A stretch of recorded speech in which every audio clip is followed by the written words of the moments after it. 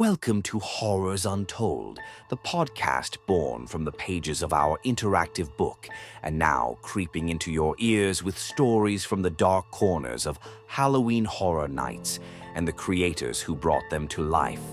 In this episode of our behind-the-scenes mini-series, we speak with Seth Kubersky, journalist, author, editor, critic, and unofficial theme park oracle. If you've followed Orlando Weekly, Attractions Magazine, or the unofficial guides, chances are you've already read his work, whether you knew it or not. We roped Seth into helping us craft a completely fictional news article for Horrors Untold, and in the process, got him to spill on the realities of writing about theme parks, the unexpected joy of abandoning objectivity, and what it means to edit something into shape without losing its soul.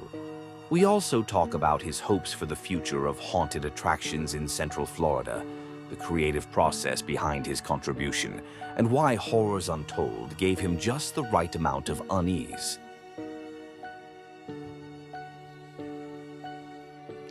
Hi, I'm Seth Kubersky. I'm a contributor to Horrors Untold, and I am a journalist writing for Orlando Weekly newspaper, Attractions Magazine, and the Unofficial Guides book series.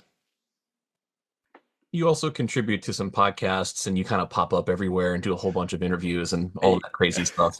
I'm pretty much everywhere that someone is talking about Universal or theme parks, I will probably pop up, whether you want me to or not. That's how I first came across you, actually, and that's what I thought would make you a perfect candidate for doing our fake little news story on Horrors Untold.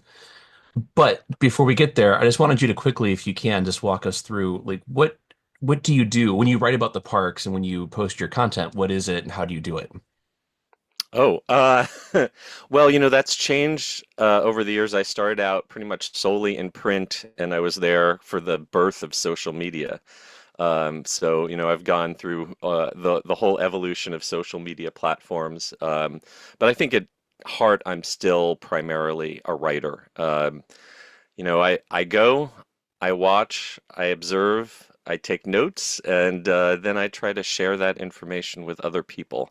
Whether the format is in a newspaper or magazine article, or in one of my books, or through YouTube and Instagram videos. So yeah, you do. I feel like you do a really good job of providing just a nice general level of information for people, but I also feel like you also can suffuse that with a lot of specific observations. And that really is one of the reasons why I wanted to seduce you over to this project and get you to do what you did. Well, thank you for seducing me. I won't tell my wife you said that. Right. Our wives are in the dark. What was it like to take that kind of a toolkit that you have and to use it for a completely fake news story? It was a lot of fun, actually. I spend a lot of time as a journalist, worried about trying to get my facts straight, get people's names right, make sure I'm reporting things accurately and truthfully. And it's kind of fun to be able to throw that out the window and just be creative. This was kind of a good way of me to be creative. I'm not the kind of person who comes up with a brand new story, but I'm the kind of person who can tell you how to make your story better. I'm an editor. I'm a critic, not necessarily a creative. But you gave me a great seed for an idea. And it really wasn't very hard to just put myself in the mindset of, okay, if this is something that actually happened, that I actually went to and experienced, what would I say about it? And it flowed pretty easily from there. I really want to stress the importance of having editors and how storytellers without editors Amen. would be very lost adrift. Just look at Yeah. George Martin, for example. Yeah, I mean, I envy, I really respect people who can come up with that initial seed, that from nothing to something that grows into a story. But being able to come up with that initial seed and then being able to know where to trim the bush, where to prune the branches so that that tree grows straight, those are two separate skill sets. I might not be good at the first one, but I'm pretty good at the second one. When I gave you that list of different story beats that you could include or possibly include, what was your first response? And was it simply, "Oh my God, this is way too many plot points to fit into It the story"? it was a lot, but I mean, you gave me so much material to work with.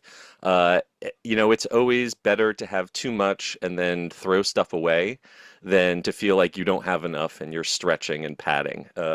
So it's a good problem to have when I've got too much good stuff. And I do think that I was able to fit in pretty much more or less everything that you had given me in the initial brief to at least hint at all of that in there somewhere. And you're the one who came up with the idea of doing it first person. I thought it would just be kind of like a nice little dispassionate, objective article that you would see like in a typical newspaper, but you really that's where I mentioned before you have this ability to suffuse your stuff with like personal observations and little quips, and that really allowed that to come through. I'm just curious where the idea came from. I mean, it really came from just trying to stick with the tone of the column, which is called Live Active Cultures, which I write for the Orlando Weekly every week. Sometimes I do things that are more straightforward, reviews or interviews, but I also, in my column, I get to mix that kind of criticism with also just a very personal response and kind of a personal narrative. And I write those a lot of times in a first person if I'm kind of recounting an experience I had. So I kind of figured that it would be better. I could get more of my personality in there. I could get more sarcasm, more color in there if I wrote it in the style of one of those columns, as opposed to just trying to make it like a press release. Can you remember when I first told you what Horrors Untold was? And can you remember what your initial reaction to the whole project was? I'm sure I was incredibly supportive. Uh, asking me if I can remember when I'm constantly working on two or three different books and 17 different articles. That's doomed. But you can remind me. I don't fully remember what your response was besides, "That sounds crazy."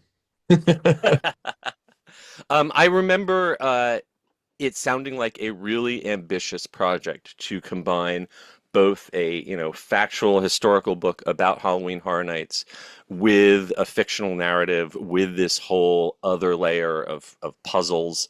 I remember thinking it sounded like a whole lot of work.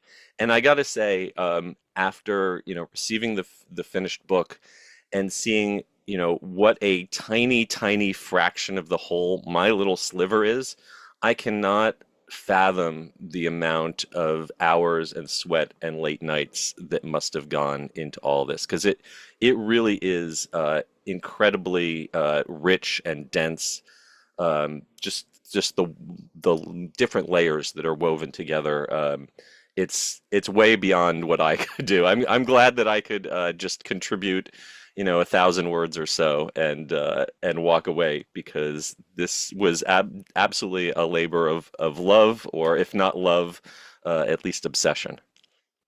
Obsession, craziness. I think those are good words. Do you have any thoughts? Like, what would you, in an ideal world, what would you hope a reader would take away from the book and the overall experience? Um, I would hope the reader gets that kind of uneasy, disquieted, uncanny, lingering heebie-jeebies feel that Halloween Horror Nights itself used to give me, back in the 90s, back when it was still fresh and there were still surprises and it wasn't just a big mechanical people moving machine. That's a little bit of my bitterness coming out. But I think that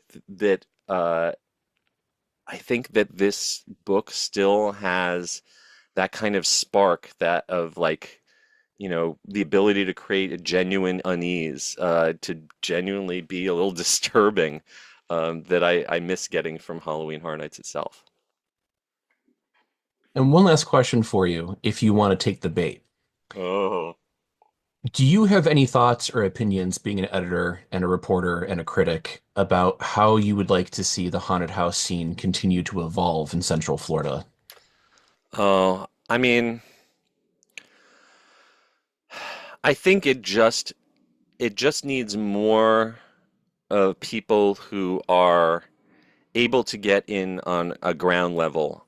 We've got the high end taken care of. You know, we've got the big budgets of the SeaWorlds and the Universals covered. I love the little haunts, the independent haunts. I was so happy to see Ominous Descent this last year make a comeback after having their little independent haunt get brutalized by hurricanes over the years and stuff like that. I want to see small independent groups of people who have a passion for it to be able to put together a haunt and try something new. That's I don't necessarily need more technology or bigger IPs. I just need passion, and I need a place for the little guy to have a chance to show what they can do.